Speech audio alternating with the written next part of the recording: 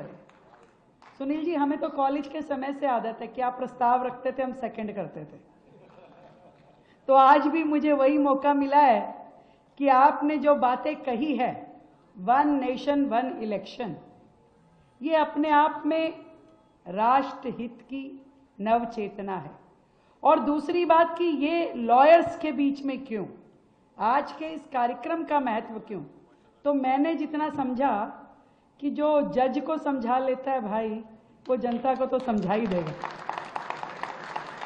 जिनके पास इतनी सारी दलीलें अपीलें होती है कि जज को भी मानना ही पड़ता है, तो जनता तो आपके सही जन जागरण के माध्यम से मान ही जाएगी।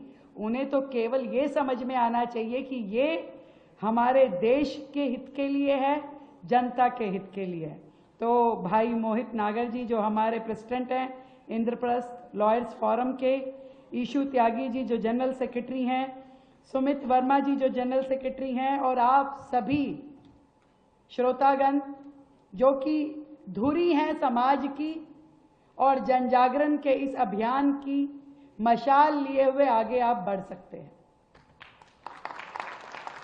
आदरणीय सुनील बंसल जी ने अपनी बातचीत में कहा कि इलेक्शन का खर्च 2024 में 1,35,000 करोड़ हुआ, केवल लोकसभा का 1,35,000 करोड़।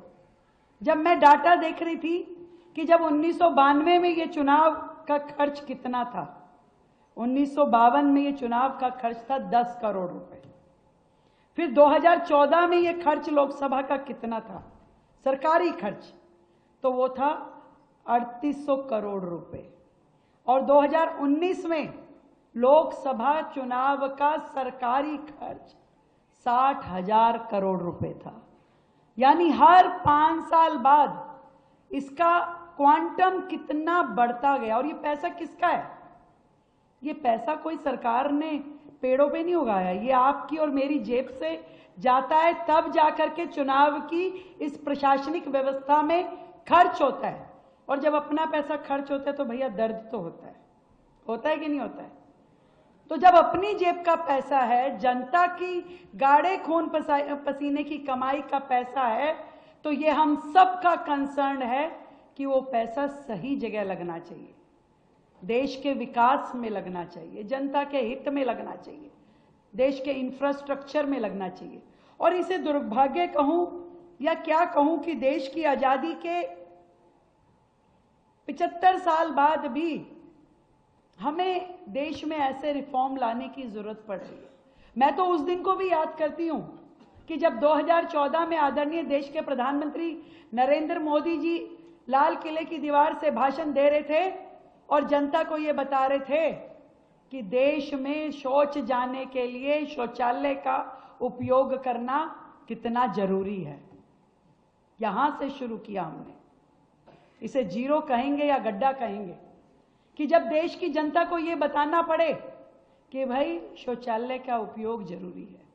मतलब भारत एक ऐसा देश जहां पे यदि ओपन डेफिकेशन है, खुले में टॉयलेट जा रहे हैं, दैट वाज कैजुअल, कुछ खास बात नहीं थी, आम बात थी।